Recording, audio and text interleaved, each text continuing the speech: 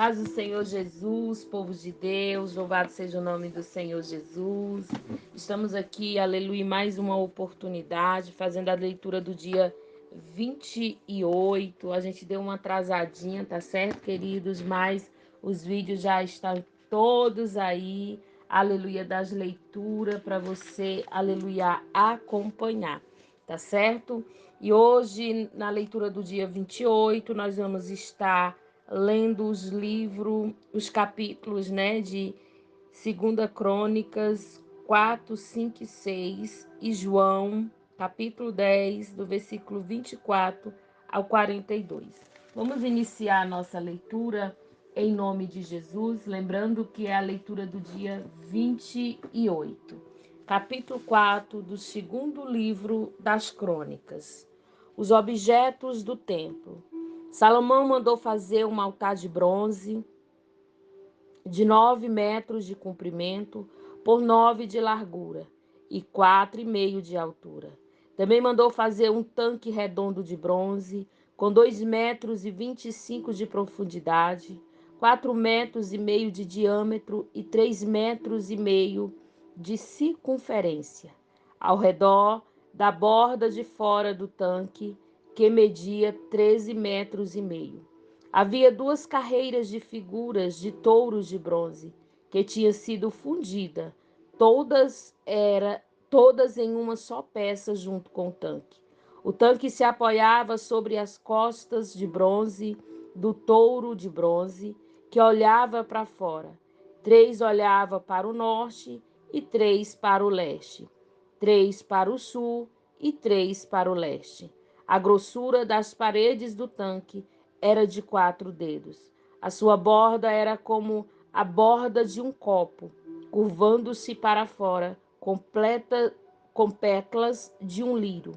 A capacidade do tanque era mais ou menos 60 mil litros. Fizeram também 10 bacias nas quais era levado tudo o que usava para o sacrifício dos animais. 5 bacias foram colocadas do lado sul do templo e 5 no lado norte. A água do tanque era para os sacerdotes se lavarem. Fizeram 10 candelabros de ouro, como havia sido ordenado. Eles foram colocados no templo, 5 no lado sul e 5 no lado norte. Fizeram também 10 mesas que foram postas no templo, 5 no lado sul e 5 no lado norte. Fizeram também 100 vasilhas de ouro. Construíram o pátio interno para os sacerdotes e o pátio principal. As portas dos pátios foram revestidas de bronze e o tanque foi colocado no canto sul do templo. Hurã fez também caldeirões, pás e bacias, e assim também terminou todo o trabalho encomendado pelo rei Salomão para o templo de Deus. Esta é a lista do que ele fez: 2 colunas, 2 remates em forma de taça, que ficava no alto das colinas, desenho de correntes entrelaçadas de cada remate, 400 romãs de bronze, em 2 carreiras ao redor do desenho de cada remate, 10 carretas, 10 bacias, um tanque, 12 touros que sustentava o tanque, panelas, pá e garfos. Como Salomão havia ordenado, Hurã, o mestre artesã, fez de bronze polido todas as panelas, pá e garfos para o templo de Deus o Senhor. O rei mandou que tudo fosse feito na fundição que ficava entre Sucote e Zereda, no vale do rio Jordão. Esses objetos de bronze que Salomão mandou fazer eram tantos que o seu peso nunca foi calculado.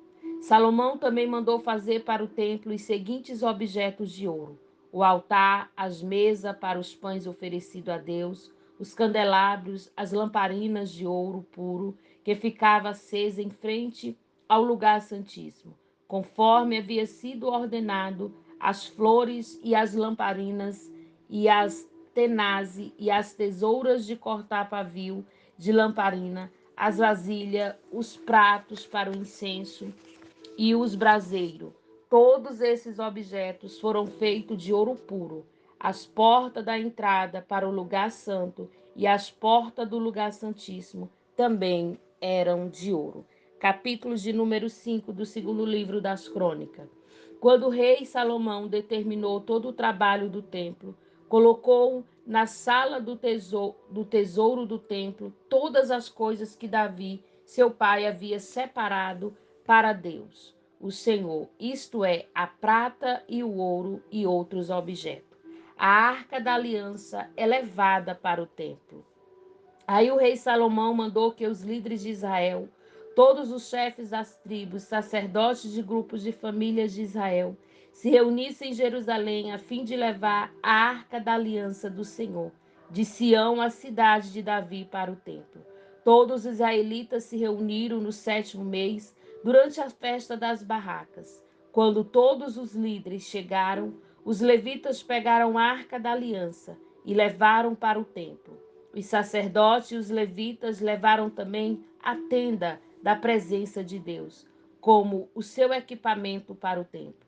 O rei Salomão e todo o povo de Israel se reuniram em frente da arca da aliança e ofereceram em sacrifício grande número de ovelhas e touro, tantos que nem davam para contar. Então os sacerdotes levaram a arca para dentro do templo e a colocaram onde devia ficar, no lugar santíssimo, debaixo das asas dos querubins. Depois as suas asas estendidas cobriam a arca e os cabos usados para carregá-la. As pontas dos cabos podiam ser vistas por qualquer pessoa que ficasse diretamente em frente do lugar santíssimo, mas não podia ser vista de nenhum outro lugar. Os cabos ainda estão ali até hoje.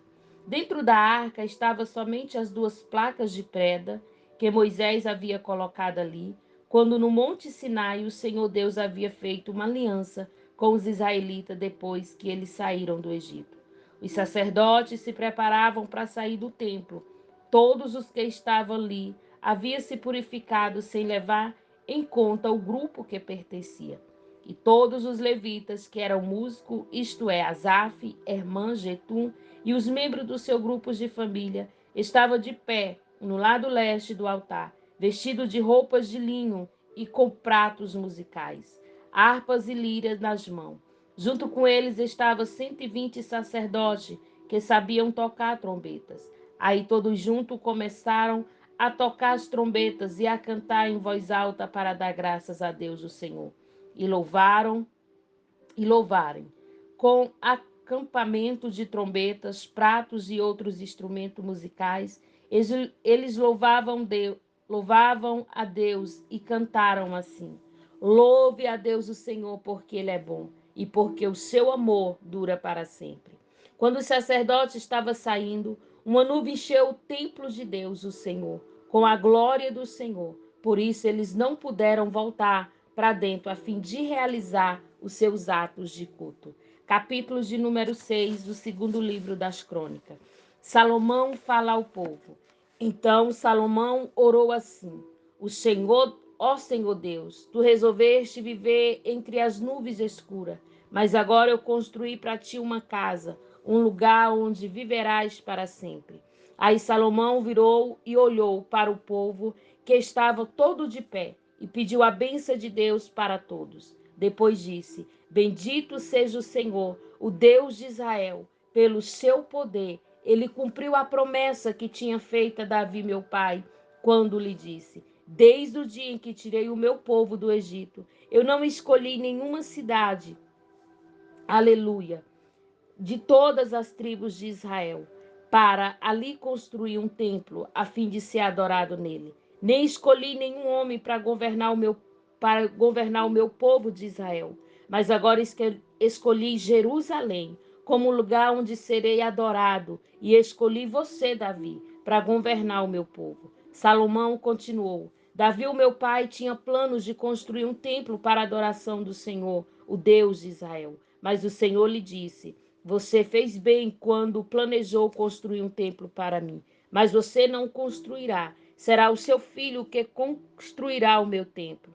E agora o Senhor cumpriu a sua promessa. Eu fiquei no lugar do meu pai como rei de Israel e construí o templo para a adoração do Senhor, o Deus de Israel. Ali eu coloquei a arca da aliança, onde estão guardadas as placas de pedra da aliança, que o Senhor Deus fez com o povo de Israel. Salomão ora a Deus. Então, na presença de todo o povo, Salomão foi e ficou em frente do altar e levantou as mãos. Ele havia mandado construir no pátio do templo um estrado quadrado de bronze que media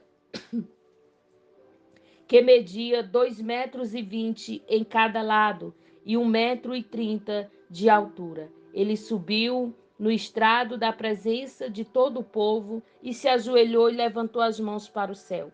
E orou assim: Ó Senhor Deus de Israel, não há Deus igual a ti no céu ou na terra. Tu és fiel, a aliança que fizeste com o teu povo, e lhe mostraste o teu amor quando eles, com todo o coração, vivem uma vida de obediência a ti. Pelo teu poder cumpriste a promessa que fizeste a Davi, meu pai, no dia de hoje. Todas as palavras da tua promessa foram completamente cumpridas. E agora, ó Senhor Deus de Israel, eu te peço que cumpras outra promessa que fizeste ao meu pai, quando lhe disseste que sempre haveria um descendente dele governado como rei de Israel, contando que ele te obedecesse como o mesmo cuidado com que ele obedeceu. Portanto, ó Deus de Israel, faça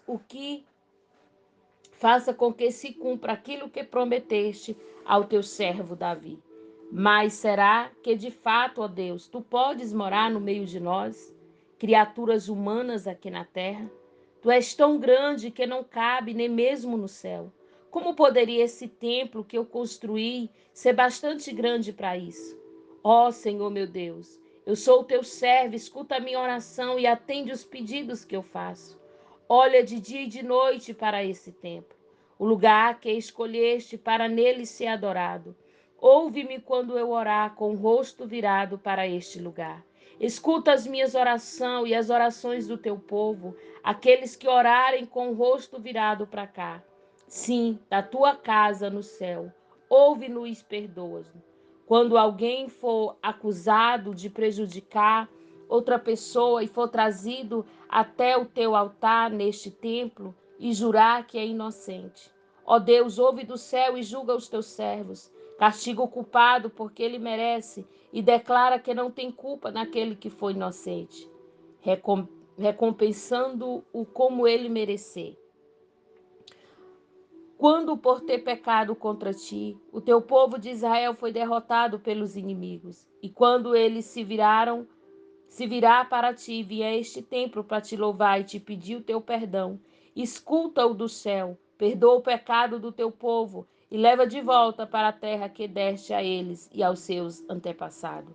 Quando o céu se fechar e não chover, porque o teu povo pecou contra ti, e então eles se arrependerem e virarem o rosto na direção deste templo e orarem a ti e louvarem, depois que eu estiverem castigado, escuta do céu, perdoa os pecados dos teus servos, o povo de Israel, e ensina a fazer o que é direito. Então, ó Deus, vai cair chuva sobre esta tua terra, que deste ao teu povo, para ser deles para sempre.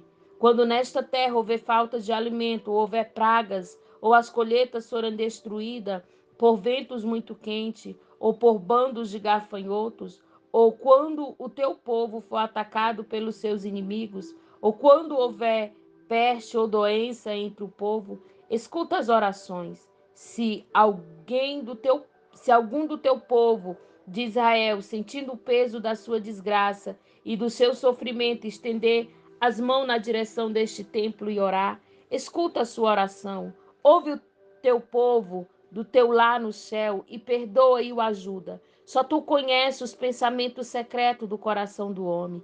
Trata cada pessoa como merecer, para que o teu povo te tema e te obedeça em todo o tempo que eles vivem na terra, desde os nossos antepassados.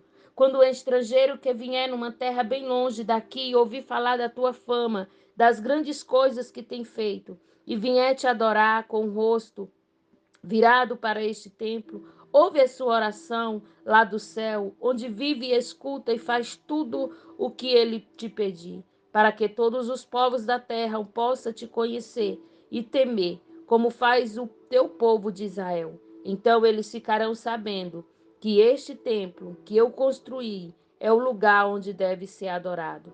Quando ordenares que o teu povo saia para a guerra contra os seus inimigos e o teu povo orar a ti, virado para esta cidade que escolheste para esse templo, que construí em honra do teu nome.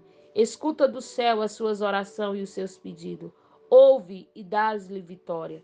Quando o teu povo pecar contra ti, e não há ninguém que não peque, e na tua ira deixaste que os seus inimigos derrotem, e os levavam como prisioneiro para uma terra inimiga, longe ou perto daqui. Escuta as orações do teu povo. Se ali naquela terra eles se arrependerem, orarem a ti, confessando que foram pecadores e mal, ouve as suas orações, ó Deus. Se naquela terra eles verdadeiramente e sinceramente se arrependerem e orarem a ti, virados na direção desta terra que deste aos nossos antepassados, desta cidade que escolheste e desse templo que construiu em honra do teu nome. Escuta as orações deles, do teu lar no céu.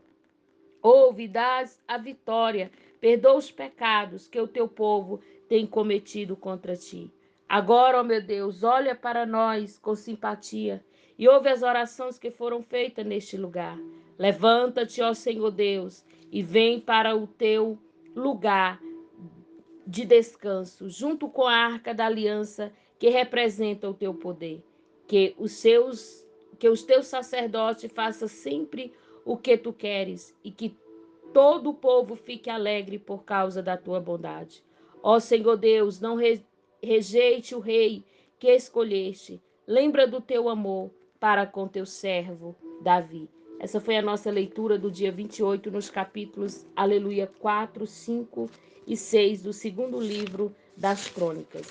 Aleluia, louvado seja o nome do Senhor. Vamos estar, aleluia, meditando agora em João, capítulo de número 10, do versículo 24 ao 42. Então o povo se ajuntou em volta dele e perguntou: Até quando você vai nos deixar na dúvida? Diga com franqueza: você é ou não é o Messias? E Jesus respondeu: Eu já disse, mas vocês não acreditaram. As obras que eu faço pelo poder do nome do meu Pai falam a favor de mim. Mas vocês não crêem, porque não são minhas ovelhas. As minhas ovelhas escutam a minha voz. Eu as conheço e elas me seguem. Eu lhe dou a vida eterna e por isso elas nunca morrerão. Ninguém poderá arrancá-los da minha mão. O poder que o Pai me deu é maior do que tudo e ninguém pode arrancá-las da mão dele. Eu e o Pai somos um. Então eles tornaram a pegar pedras para matar Jesus. E ele disse: eu fiz diante de vocês muitas coisas boas que o Pai me mandou fazer. Por causa de qual delas vocês querem me matar? Eles responderam: Não é por causa de nenhuma coisa boa que queremos matá-lo, mas porque, ao dizer isso, isto é blasfemando contra Deus. Pois você é apenas um ser humano que está se fazendo de Deus. Então Jesus afirmou: Na lei de vocês está escrito que Deus diz: vocês são deuses. Sabemos que as escrituras sagradas sempre diz a verdade. E sabemos de fato, Deus chamou os deuses aqueles que receberam sua mensagem. Quanto a mim, o Pai me escolheu e me enviou ao mundo. Então, por que vocês dizem que blasfemo contra Deus? Quando afirmo que sou filho de Deus. Se não faço o que meu Pai manda, não creiam em mim. Mas eu faço e vocês não creem em mim. Então creia pelo menos nas coisas que eu faço. E isso é para que vocês fiquem sabendo que de uma vez por todas que o Pai vive em mim e que eu vivo no Pai. A essa altura tentaram novamente prendê-lo, mas Jesus escapou das mãos dele. Ele voltou de novo para o lado leste do Rio Jordão. Foi para o lugar onde João Batista tinha batizado antes e ficou lá. E muita gente ia vê-lo dizendo: João não fez nenhum milagre, mas tudo o que ele diz sobre Jesus é verdade. E naquele lugar, muita gente creu em Jesus. E essa foi a nossa leitura do dia 28. Que Deus em Cristo possa te abençoar através da sua poderosa palavra.